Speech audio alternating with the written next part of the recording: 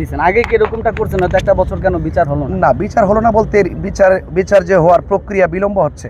বিলম্ব চাচ্ছে। মামলা যেহেতু আমরা করেছি, মামলা শুনানি হচ্ছে, আমরা সেখানে প্রতি মাসে মাসে যোগাযোগ করছি, বাট প্রশাসনের যে গাফলতিটা, এই গাফলতিটা যেন আর না হয়।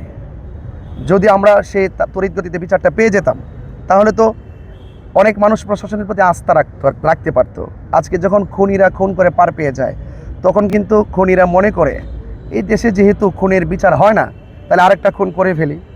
তো এই প্রবণতা থেকে যদি বাঁচতে হয়, রইসুদ্দিনের খুনিদেরকে দৃষ্টান্তমূলক শাস্তির মাধ্যমে প্রত্যেক খুনিদেরকে রেড অ্যালার্ট করে দিতে হবে।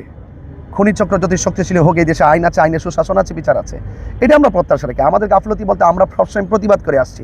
দেখুন, একটা মানুষ খুন করেছে, একটা মানুষ তার জীবন মানুষটার জীবন কেড়ে নেওয়া হয়েছে, আমরা প্রতিবাদ করেছি। আমরা আর কি করতে পারবো? আমরা কি গাড়ির চোর ভাঙতে পারবো?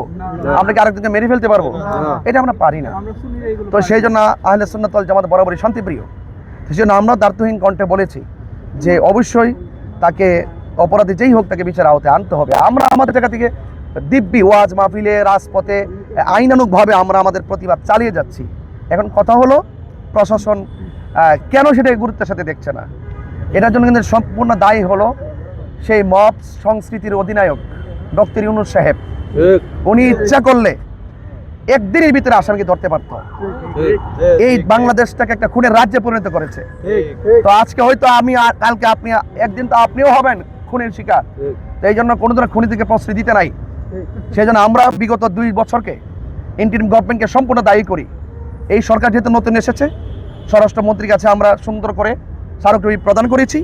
আমরা আশা করি আমাদের সেই গণ আন্দোলন রাজপথে রূপ দেওয়ার আগে এই বিষয়টা দ্রুততার সহিত তিনি সুবিবেচনা করবেন এবং অপরাধীকে আইন আওতায় আনবেন।